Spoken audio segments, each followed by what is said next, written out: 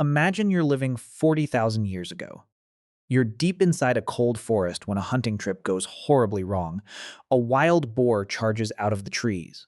Within seconds, one man is on the ground. His leg is ripped open.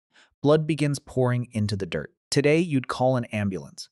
Back then, there was no hospital, no doctor, no medicine, no pharmacy. By all logic, this should have been the end of his story, but it wasn't. Instead of accepting death, the rest of the tribe immediately got to work. One person ran toward the trees, another rushed to the fire. An older woman knelt beside the wounded hunter with surprising confidence, as if she had seen this before. Nobody argued, nobody hesitated. Everyone seemed to know exactly what to do. And that's where the real mystery begins. How could people who supposedly had no medicine act like experienced healers? Who taught them? How did they know which plants were safe and which were deadly? How did they stop infections thousands of years before anyone even knew bacteria existed? The strangest part is that this isn't just speculation. Archaeologists have uncovered ancient skeletons with broken bones that healed perfectly. They've found skulls showing signs of successful surgery. Even more surprising, scientists have discovered traces of medicinal plants trapped in prehistoric teeth. Think about that. The people we imagine as helpless cave dwellers were surviving injuries that should have been fatal. So maybe we've been asking the wrong question. Maybe ancient humans didn't survive without medicine at all. Maybe they discovered something far more remarkable, a completely different way of healing. And once researchers started following the clues, they uncovered a story that rewrote what we thought we knew about the origins of medicine. At first, the answer seems surprisingly simple. Ancient humans survived because nature became their pharmacy. Wherever they lived, they were surrounded by thousands of plants, trees, roots, and minerals. Most were useless, some were deadly, but a few had remarkable healing properties. Imagine watching a wounded deer chew the leaves of a certain plant before returning to the forest, or seeing a bear rub its body against the bark of one particular tree after being covered in parasites. Early humans weren't just hunters. They were constant observers. Over countless generations, they began noticing patterns. Certain leaves eased pain, sticky tree resin sealed cuts, clay soothed irritated skin, honey covered wounds, and somehow kept them from getting worse. Every successful treatment became knowledge worth remembering. Every mistake came with a deadly lesson. Slowly, that knowledge spread from parents to children, from one generation to the next, until entire tribes carried an invisible library inside their memories. It sounds like the perfect explanation. And for a long time, many researchers believed that was the whole story.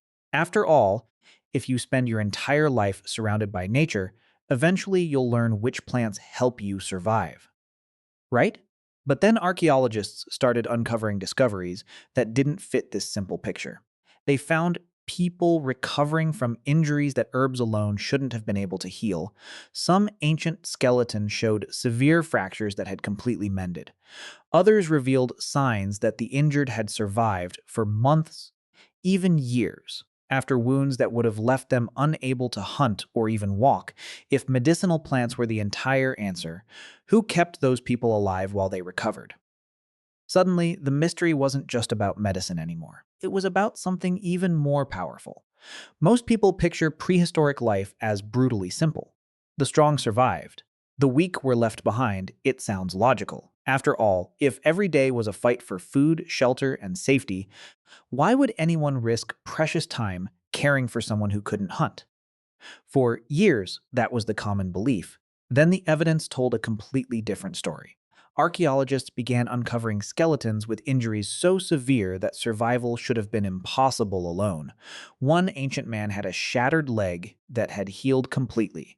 Another had lost the use of one arm, yet lived for many more years. Some individuals were missing teeth but still reached old age, meaning someone must have prepared soft food for them every single day. Think about what that really means. Healing wasn't just about plants. It depended on people. Someone had to clean wounds. Someone had to bring water. Someone had to share food instead of keeping it for themselves. Someone had to protect the injured from predators while they were too weak to defend themselves. In other words, the first medicine may not have been hidden inside a leaf. It may have been hidden inside a community. Suddenly, survival looked less like a story of individuals and more like a story of cooperation. And the more researchers compared ancient human remains with those of other animals, the stranger the pattern became. Many injured predators died quickly once they could no longer hunt. Ancient humans often didn't. Something had changed. Our ancestors had evolved a survival strategy that reached far beyond strength alone. But there was still one problem. Compassion could explain how someone survived after an injury. It couldn't explain why so many wounds healed without deadly infections. Long before anyone understood germs, long before antibiotics existed, how were ancient humans stopping invisible killers they couldn't even see? That question would lead researchers to one of the most surprising discoveries in the entire history of medicine. That question sent researchers looking for evidence where ancient humans could no longer speak for themselves. Their best witnesses were bones deep inside prehistoric caves and ancient burial sites. Archaeologists carefully uncovered skeleton after skeleton, searching for one simple clue: did these people die immediately after being injured? Or did they somehow recover? One discovery changed the conversation. A prehistoric skeleton revealed a deep cut in the skull that had clearly begun to heal. The edges of the bone had started growing back. Whoever this person was, they didn't die during the injury. They survived it. Then came another surprise. Researchers found skulls with perfectly round holes cut into them, a procedure now known as trepanation.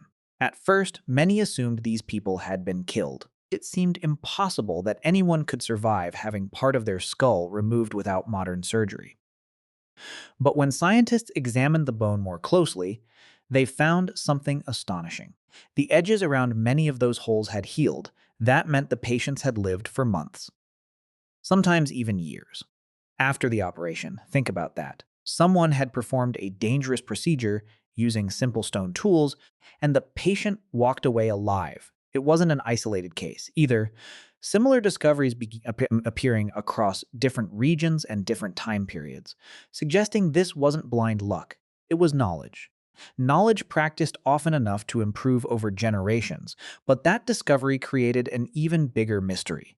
Successful surgery wasn't just about making the right cut, it was about surviving everything that came afterward: the pain, the bleeding, and most importantly, the infection. Without antibiotics, even a small wound can become deadly. So, how were prehistoric healers performing procedures that should have been fatal? The bones proved they succeeded. They just didn't reveal how. And somewhere beyond those silent skeletons, another forgotten chapter of humanity's first medicine was still waiting to be uncovered. Now picture a Neanderthal camp on the edge of a freezing valley. Winter is closing in, food is becoming harder to find, every hunter matters. Then one of them falls. His injuries are devastating, one arm is nearly useless. His legs carry the scars of old fractures. Even his hearing has begun to fail. By every survival rule, he shouldn't have lived much longer. But he did, not for days, not for weeks, for years. Thousands of years later, archaeologists uncovered his skeleton inside a cave in what is now Iraq. Today, he's known simply as Shanidar I. His bones told a story no words ever could. The injuries had healed. That meant someone had treated him. Someone had shared food when he could no longer hunt. Someone had protected him when predators could have seen him as an easy target. Think about what that says. Every meal given to Shanidar was a meal someone else didn't eat. Every day spent helping him was time that could have been spent hunting. Keeping him alive came at a cost, yet his tribe kept choosing him. Why? Because somewhere along the way, ancient humans discovered something just as valuable as any medicinal plant. A wounded person wasn't always a burden. They were knowledge. An experienced hunter still knew where animals migrated. An elder still remembered which berries were safe and which could kill. A healer could still teach the next generation, even if they could no longer run through the forest. Suddenly, survival wasn't just about the strongest body. It was about protecting the strongest memories. And that changes everything. Because if compassion itself became part of humanity's survival strategy, could it also have been one of the most powerful medicines our ancestors ever discovered? At this point, the story stops being just about ancient humans. It becomes a story about life itself. researchers began looking beyond prehistoric camps and noticed something remarkable. Healing wasn't unique to humans, it was everywhere. Chimpanzees have been seen chewing bitter leaves they normally avoid when healthy, then swallowing them whole while sick. Elephants travel miles to find specific plants before giving birth. Even injured bears have been observed rubbing tree resin into their fur, helping keep insects and parasites away. Think about that. Nature had been experimenting with medicine long before humans ever existed. But humans did something no other species could. They didn't just discover what worked, they remembered it. Then they taught it. A useful plant found by one person could become the knowledge of an entire tribe. A successful treatment survived not just in memory, but in stories, traditions, and rituals. As humans spread out of Africa into deserts, frozen tundras, dense forests, and tropical jungles, the plants around them changed. Their medicine changed too. People living in icy northern climates relied on different remedies than those living in humid rainforests, yet the pattern stayed the same. Observe, experiment, remember. Teach generation after generation. These tiny discoveries slowly built the world's first medical knowledge. And the strangest part? Thousands of years later, many civilizations were still using the very same approach. Ancient Egyptians treated wounds with honey. Traditional Chinese healers relied on medicinal plants. Indigenous tribes in the Amazon still recognize hundreds of healing species hidden within the forest. Different continents, different cultures, the same idea. It was as if humanity had been writing one enormous medical handbook without ever putting a single word on paper. But if this knowledge was so powerful, why did some treatments work astonishingly well, while others failed completely? Somewhere among thousands of forgotten remedies, ancient humans had accidentally stumbled upon something far greater than herbs alone. And that discovery would completely change the story of medicine. But every great pattern has its exceptions. And those exceptions forced researchers to ask even harder questions. Not every ancient treatment worked. In fact, some probably made things worse. Archaeologists have uncovered skeletons with infections so severe that no remedy could save them. Others show broken bones that healed the wrong way, leaving people permanently disabled. Nature wasn't a perfect pharmacy. Sometimes it failed. Sometimes humans guessed wrong. Then there were the mysterious cases that still puzzle scientists today. In one prehistoric burial, researchers found signs that a person had survived a serious head injury for years. In another, an individual lived despite losing nearly all of their teeth. These weren't ordinary recoveries. They depended on constant care from other people. But perhaps the strangest exception came from prehistoric surgery. Trepanation, the practice of cutting a hole into the skull, sounds almost impossible to survive. Yet while many patients died, others recovered completely. Why? Researchers believe the difference often came down to something surprisingly simple: the location of the injury, the skill of the healer, the cleanliness of the tools, and sometimes pure luck. That's an uncomfortable truth. Ancient medicine wasn't magic. It didn't guarantee survival, it only improved the odds.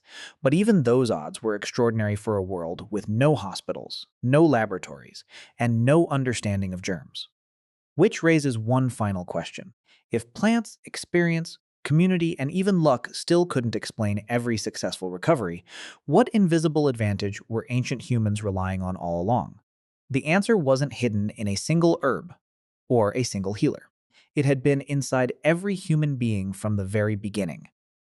After following all the clues, the answer turns out to be far more surprising than anyone expected. Ancient humans didn't survive because they had perfect medicine. They survived because medicine was never fighting alone. Their greatest healer had always been the human body itself. Think about what happens when you cut your finger. Without asking permission, your blood begins to clot. Special cells rush toward the wound. Inflammation pushes out harmful invaders. New skin slowly starts to grow. Your body is constantly repairing itself. Modern medicine often helps that process. It doesn't replace it. That's the breakthrough researchers slowly realized. The leaves, the honey, the tree resin, the clay, the care from family. None of these were miracles on their own. They simply gave the body's natural healing system a better chance to succeed. Suddenly, every mystery starts connecting. The herbs reduced pain and protected wounds. The tribe brought food and water while the injured rested. Experienced healers recognized which treatments helped and which caused harm. Even those risky skull surgeries worked because the human body was capable of recovering if it survived the first critical days. In other words, ancient medicine wasn't about defeating nature. It was about working with it. And that's why similar healing methods kept appearing across different continents, even among people who had never met each other. They were all learning from the same teacher. The human body, gelidation after generation, our ancestors observed it.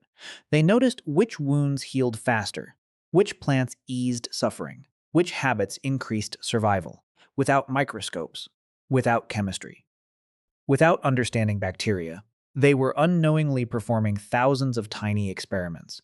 The successful ones became tradition. The failures were slowly forgotten. So when we ask, how did ancient humans survive without medicine?